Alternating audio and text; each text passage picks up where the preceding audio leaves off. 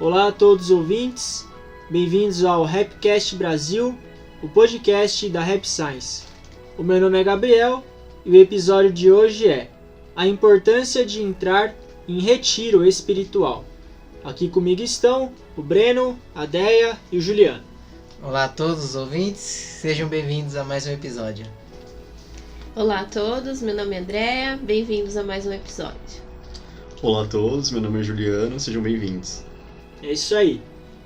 Hoje a gente extraiu o tema do livro As Leis Místicas. Esse livro, para quem tem interesse na parte de mediunidade, mundo espiritual, ele é um livro completo, assim. Eu conheço muitas pessoas que se tornaram membros ativos da Rap Science depois de ler esse livro. Então fica a dica aí. Esse é um livro muito interessante na parte mística mesmo, assim, daquilo que a gente não enxerga com os próprios olhos. Tem um filme também, As Leis Místicas, então é um tema bastante importante. Eu mesmo me tornei por causa desse livro. Ah, é? É. Poxa, não sabia disso não. Muito bom esse livro, velho. Eu li umas 3, 4 vezes já. Tem que ler mais. Esse ainda. livro aí ele conta a história de Alcantari, né? Aquele plano, ele é muito completo, então realmente é muito bom. E hoje a gente vai falar sobre a questão da gente conseguir recarregar a nossa energia espiritual. Eu acho que isso é algo que todo mundo busca. E também encontrar um balanço entre a vida material e a vida espiritual. E esse é um grande desafio. Mesmo eu que fico full time na Rap Science, eu não posso dedicar a minha vida totalmente ao espiritual. Na verdade, eu dedico mais ao material do que ao espiritual, tenho que admitir. A gente acaba ficando mais tempo aqui no material do que no espiritual, isso acaba acontecendo. Mas o que a gente busca é um balanço entre as duas, não é nenhum e nem outro. E como atingir esse balanço é o que a gente vai conversar hoje, e é o que o Mestre Okawa explica também no livro As Leis Místicas. A gente vai começar com o primeiro tópico, que é as principais missões das religiões.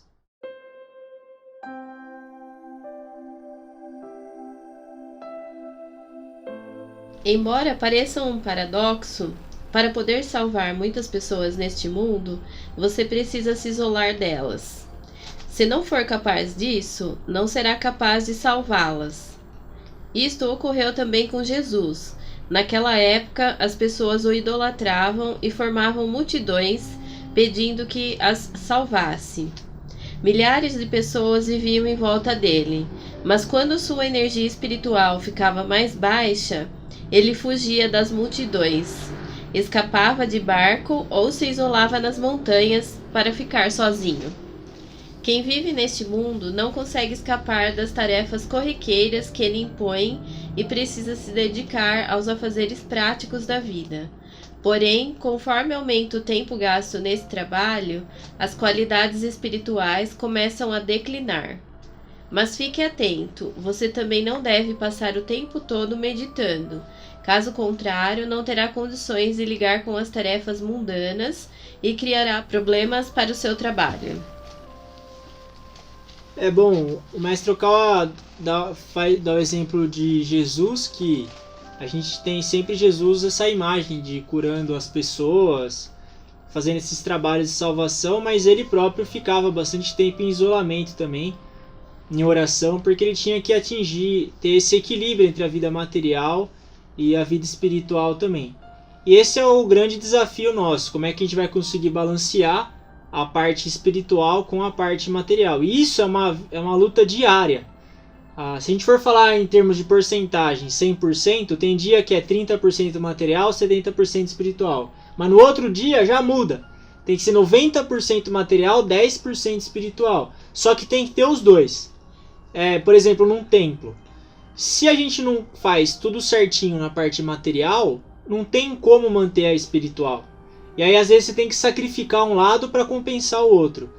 Só que é esse balanço que é o nosso aprimoramento. O como que a gente vai fazer para ter um equilíbrio entre ambos. E isso é o que a religião ensina. Porque não adianta a gente também fazer um trabalho sem energia, ou desanimado, ou enfim, com raiva. Tem que ter esse balanço, e é muito difícil entre os dois. Só que eu acredito que esse seja o desafio da nossa vida no plano terreno. Porque lá no mundo espiritual, como não tem matéria, você não precisa se aprimorar no plano material. Tudo é espírito. Aqui não, aqui a gente tem primeiro um corpo físico, que já é difícil controlar ele, tem questão financeira, tem um monte de coisa.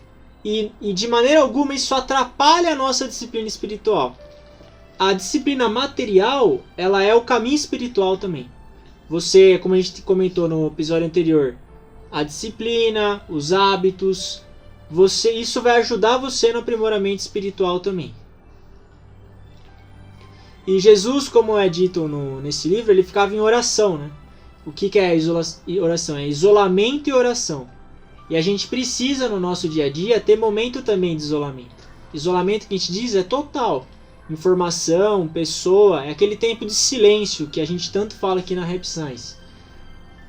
Vamos dizer aí 10 a 15 minutos do seu dia, se você tirar para respirar profundamente, para recitar o sutra, isso vai te ajudar muito. É esse balanço que é importante. Te ajuda em muitas áreas, né? Você organiza seu pensamento, você vê o que tá de errado nos seus hábitos mesmo, no que você tá fazendo de errado na vida, né? Ou mesmo de certo, né? E você conta a semente da felicidade, né? Sim. Eu acho que eu falo sempre que é importante também a gente estar no templo, né? Ter a disciplina, mas estar no templo, eu sempre falo que eu venho carregar minhas baterias. Tem mais de uma. E é carregado, as baterias. Minhas baterias. Em todos os sentidos. Porque quando você fica, às vezes você não consegue estar ali toda semana, pelo menos que seja, acho que uma vez na semana, ou quem não consegue mesmo uma vez no mês, né? Você já começa a sentir diferença. Então, você estando dentro do templo, carrega a bateria mesmo. A bateria. Carrega. A alma, ela sente fome também. Sim. Assim como a gente fica sem comer, por exemplo. Fica de mau humor, fica irritado. A alma também. Ela fica sem energia espiritual, ela fica incomodada, fica irritada. E aí a gente acaba ficando suscetível à energia negativa. Esse acesso de apego ao material, ele vai trazer mau espírito, com certeza. Isso que a Deia comentou é muito importante, de ter o hábito de vir ao templo, para ter contato com Deus, com luz espiritual e recarregar a nossa alma. É nesse sentido mesmo. E aí a gente fala, mas eu trabalho, eu sou muito ocupado, então. Por isso que é o treino da nossa alma, é o quanto a gente vai se esforçar em sacrificar alguma coisa em prol de outra. Sacrificar a parte do nosso tempo para vir, para aprender. Esse é o ponto-chave. É ter coragem, né, pra fazer isso. Porque você poderia... Que nem a gente poderia, sei lá, tá no bar, poderia. Tá comendo em casa. Tá fechado agora, mas poderia. Poderia estar em casa. Você não poderia estar no bar, se eu menor de 18 e sua mãe tá do seu lado. Eu estaria conversando normalmente. Aqui no webcast a gente respeita as leis. Menor de 18. Não pode também. Mas a gente poderia fazer qualquer coisa, mas não, a gente tá aqui se esforçando. Ou mesmo as pessoas que agora está fazendo as lives, né? Em casa é muito mais difícil você se concentrar em alguma coisa, né? Que você tem muita informação, tem a TV, tem o rádio, tem as crianças, tem as crianças, o cachorro. Então, imagina, você em casa eu vou tirar meia hora para assistir a live, né? Você ganha esforço, né? É um esforço que você faz. Sim. E como a Deia falou, né, a questão de recarregar a energia ela é importante mesmo, né? Senão a gente não consegue fazer o trabalho de levar amor para as pessoas, levar ensinamentos também. Esse é o canal, né, de passar, deixar com que a luz flua mesmo para as pessoas. A gente não consegue se a gente está num estado debilitado, né? E você indo para um extremo ou para o outro, né? Se você é uma pessoa que fica muito no estado, né, meditativo, muito no lado espiritual, você acaba também não limitando, de certa forma, o seu aprendizado, né? Porque você não tem um convívio com as pessoas também, né? Então, a gente aprende muito com as pessoas, né? A gente consegue absorver muito o aprendizado, né? Através dos relacionamentos.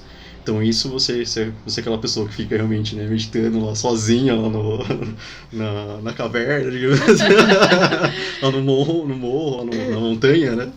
E aí você acaba realmente limitando, né, seu aprendizado, tanto também, da mesma forma, se você é uma pessoa muito ligada às coisas daqui do mundo também, né, principalmente, daí você também limita muito, né, o seu aprendizado, né. Você não aprende nada, assim, não tem como ser 100% espiritual, porque senão você não teria encarnado nesse mundo, sim, né. Era mais fácil ficar no mundo espiritual, se você fosse 100% espiritual. Material, né?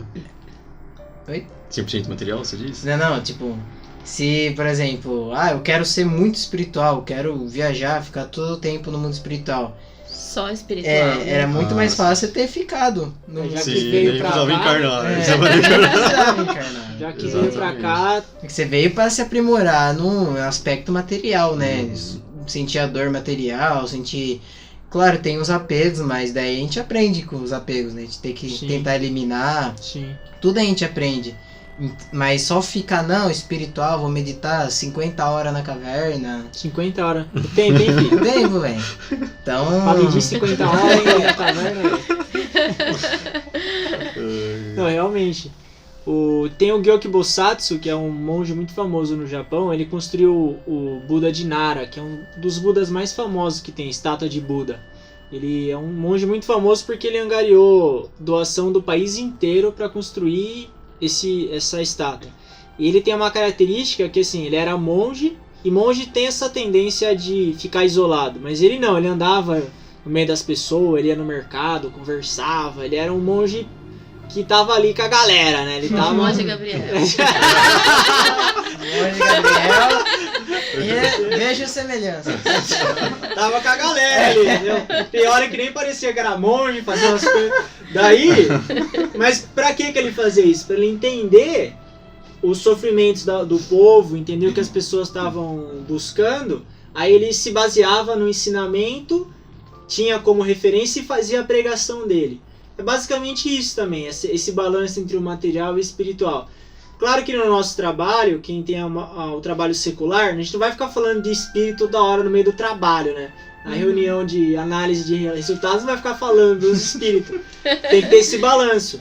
Sim. Mas tem que saber daí equilibrar o material com o espiritual. E esse que é o desafio mesmo. É igual tem a analogia do Essência de Buda, que é você andar na areia como se fosse tivesse um sapato de tijolo, assim. Então você tem que fazer muito mais força, né? Se tá na areia e tem tijolo no pé ainda, seria isso que a gente faz aqui nesse plano terreno. Porque a gente fala de Deus, fala do mundo espiritual, mas a gente não enxerga nada disso. E aí você tem que viver aqui acreditando numa coisa que você não enxerga. E aí esse é o treino que a gente tem que ter. E tem hora que tem que ter sacrifício mesmo.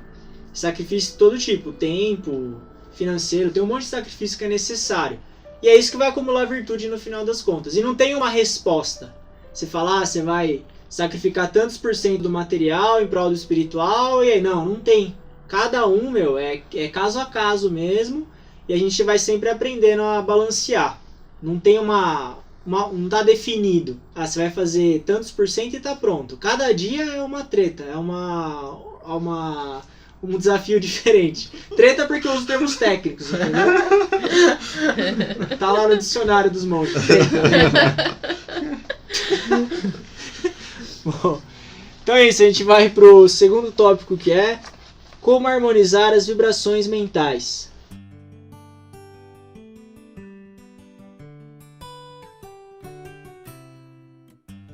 Quando sua mente está no modo vibracional beta, os espíritos superiores não têm como enviar mensagens diretamente a você.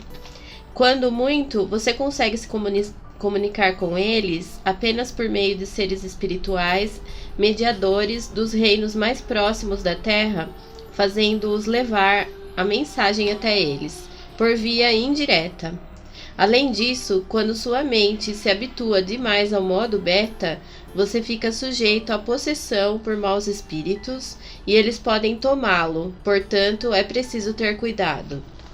Os princípios que regem o funcionamento das religiões são, portanto, muito diferentes daqueles vigentes nos negócios ou nas empresas. Quem atua nos negócios geralmente entra em alfa apenas nos fins de semana, ou depois que volta para casa, ou quando se dedica a lazer, viagens ou faz uma caminhada. Porém, numa religião, manter um estado meditativo e ficar no modo alfa também é uma tarefa importante, assim como conversar com outras pessoas e resolver problemas terrenos também tem a sua importância.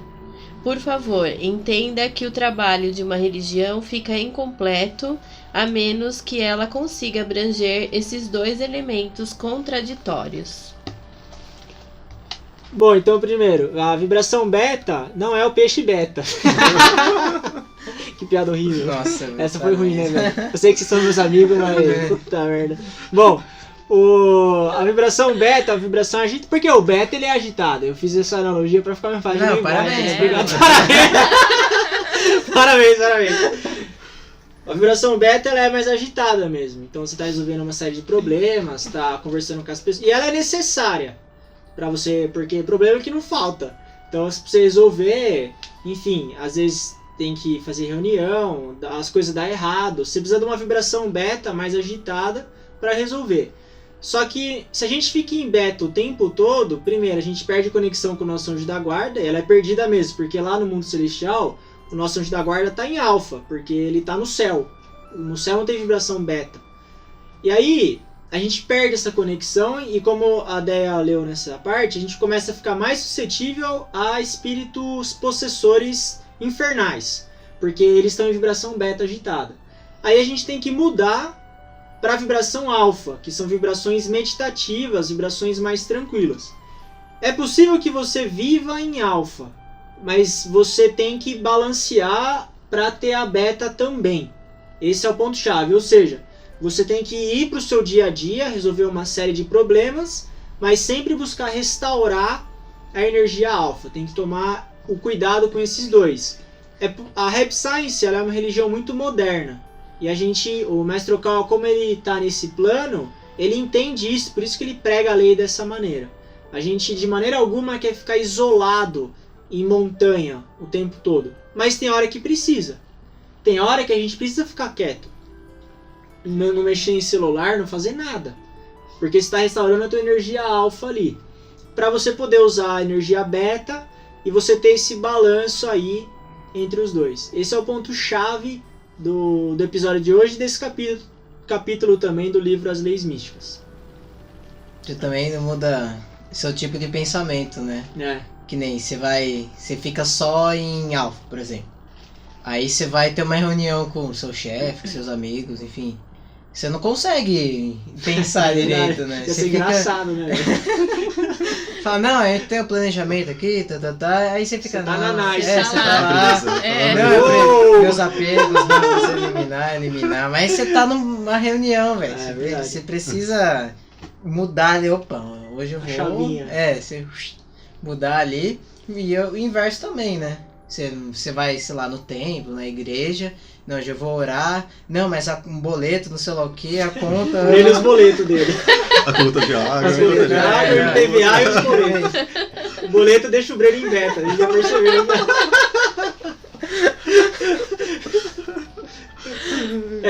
Isso é interessante, que quem pensa muito no trabalho, né? Uhum. Fica o tempo todo pensando e falando de trabalho. Não consegue desligar, Não. né? E isso é perigoso, meu. Eu acho que, não sei, até você pode...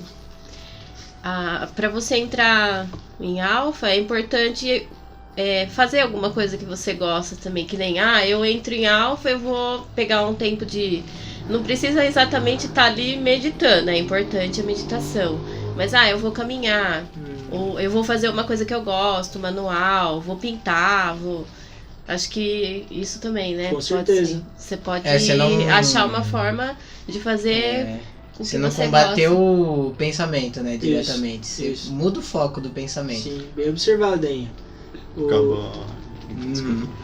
Não, por exemplo, tem pessoas que gostam de cozinhar, por exemplo. Uhum. Tem pessoas que falam que cozinhar é terapia. É. E terapia mental. Por que é mesmo? Porque a pessoa, ela muda o foco dela. Ela ocupa a mente dela com outra coisa. Uhum. Como você comentou, das caminhadas. Muitas pessoas, cientistas, matemáticos, eles têm descobertas caminhando. Porque é o momento, caminhando nas florestas, enfim, que você tá ali. Você tá tranquilo, tal, você tá calmo, e aí você não necessariamente tem que sentar em estado meditativo. Muito bem observado, Dé. Você pode fazer outras coisas que vão te deixar calmo, tranquilo, ler um livro, enfim. Uhum. Mas esse é um tipo de retiro espiritual também. Que você tira um retiro lá de uma caminhada, que seja. Eu ia comentar em relação à concentração, né? Que o mestre comenta mesmo no Milagre da Meditação, né? Ele comenta sobre as formas de meditação que tem, né? Ele dá o exemplo do livro também, né? Você lê um livro também é uma forma que você está se concentrando ali, né? Então quando você muda a atividade, né? É uma forma de você se concentrar também, né? Então de certa forma seria um estado meditativo, digamos assim. Né? Com certeza. Mesmo ele diz, né, nesse livro que mesmo que você esteja no transporte público, você consegue, através dessa meditação, você consegue ficar lendo o livro e buscando se concentrar nele. Então você está num ambiente beta, mas você está buscando ficar em alfa. Eu passei na pele por isso. Eu lembro que quando eu dava aula, que eu morava em Lorena, eu recitava, eu acordava muito cedo, né? Eu acordava 5 da manhã. Então eu não tinha tempo para fazer oração em casa. Eu fazia oração no ônibus. Mentalmente, né? Eu levava o livrinho. Aí eu abria o livrinho e ficava lá rezando o sutra. Era o que dava pra eu fazer. Mas assim, a gente tá tentando fazer o que a gente pode, né? Isso que é interessante da religião. Ela proporciona essa oportunidade na nossa vida. Da gente entrar, ela dá a chance da gente entrar em alfa. Ficar em beta não é tão difícil. É só você sair da tua casa e fazer alguma coisa. Já vai estar em beta. Só que você ter o hábito de estar em alfa ajuda você a voltar para o estado alfa mais rápido também.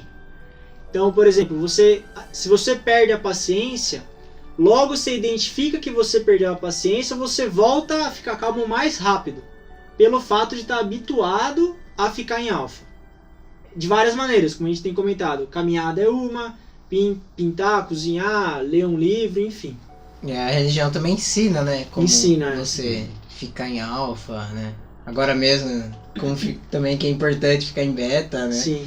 É muito importante você ter o conhecimento de, não, vou ficar mais calmo, né? Vou fazer respiração profunda, né? Como faz a respiração. Acho que é bem importante. Com certeza. Ensinamento. Porque senão a gente acaba esquecendo do plano espiritual. E é muito fácil esquecer do plano espiritual. Muito fácil. E a gente acaba achando que a nossa vida é só isso aqui mesmo. É algumas décadas pra você satisfazer seus desejos, se divertir e acabou. Isso é perigoso. O interessante da vibração alfa é isso, é você relembrar a sua consciência como um ser espiritual. Esse é o grande objetivo da meditação. É fazer com que a gente relembre, peraí, eu sou um espírito, eu sou o que eu penso. Então eu preciso agir, ter uma vida com base na ótica espiritual, não só na material. E aí essa é uma vida correta. No sentido não no correto do que é o contrário do errado, mas no correto que é o que é sintonizado com Deus, com o Alcantara. É igual a gente tá passando nesse momento agora com pandemia, essas coisas. Quem não tem, né, essa disciplina, esse hábito, sofre muito, né? Sim. Porque, não vivo sem ter que, né, ir comprar alguma coisa ou fazer as coisas em beta, né, vamos dizer assim. Então sofre muito, né, de ficar ali em casa e acho que é um momento importante também. Por isso que é a necessidade, né, e a importância de ter a religião ajuda demais, né. Você liga a TV, é só beta, né, é um show de beta. Um ataque de beta. Então tem que criar mesmo, né, momentos para ficar em alfa. E se acostumar com isso, né? Porque quem fica muito em beta, como a Deia comentou, né, sempre agitado, quando começa a entrar em alfa, fica incomodado. Porque não acostumou ainda. Não tem o hábito de ficar em alfa. Eu sou um deles, né? Tô melhorando agora. Mas se começa a ficar em alfa, você começa a achar até alguma coisa estranha. Porque você tá sempre em beta ali, né? As pessoas mesmas, o quê? Vou te dar um boleto, hein, pra você ficar calminho. Não me bolei. Eu vi. Elas estranham, né? Por exemplo, se a pessoa é muito estourada, né? Muito Foi nervosa. engraçado o termo. A pessoa é muito estourada. Aí ela chega, não, tudo bem. Aí fala, como assim, tudo bem? Né? Você não me xingou? Tá estranho isso aí, Sim. né? Você tá acostumado em beta, né? É bem estranho. Você tá esperando uma reação beta É. também, né? Trânsito, né? Trânsito. Trânsito é assim. Quero ver você dirigir em Alfa, velho. Mano, Aqui em Jundiaí, filho. Sócrates só. Isso beneficia a nossa vida como um todo, né? Você começa a ter mais paciência na fila do banco, na fila do correio, com as pessoas. A vibração alfa é muito importante. O natural é que a gente vá para beta. Não é natural ficar em alfa. O alfa só vai conseguir ele com esforço espiritual, que aí é o caso, a religião ela ensina esse caminho do rumo à vibração alfa, que é essa vibração mais tranquila, mais serena. E a gente é abençoado pelo Mestre Okal a fornecer pra gente todas as ferramentas da maneira mais moderna e simples que existe. Isso é uma bênção para todos nós. Você vai recitar o Sutra, as palavras da verdade proferidas por Buda, leva 5 minutos, meu. 5 minutos. Oração ao Senhor, 1 minuto. Então é algo muito... É uma ferramenta que a gente tem de salvação mesmo. De nós mesmos. Né? E ter gratidão também muda a sua vibração, Exatamente. né? A Você gratidão fala, é alfa. Você né? fala, não, nossa, tá muito frio em casa, queria ter um ar-condicionado. Aí você lembra, putz, mas tem gente na rua que não tem cobertor, um monte de gente morre, por exemplo, né? Sim. Imagina. Sim. Bom, é isso aí então. A gente encerra o episódio de hoje. Agradeço aos ouvintes, agradeço ao Breno, a Deia e ao Julian pela companhia. Muito obrigado e até mais. Muito obrigada, até o próximo episódio. Muito obrigado, até mais. Isso aí, valeu. Lembrando aos ouvintes que puderem curtir e compartilhar esse episódio também, de maneira que mais e mais pessoas possam ter acesso aos ensinamentos do mestre Ryu Hokawa. Muito obrigado.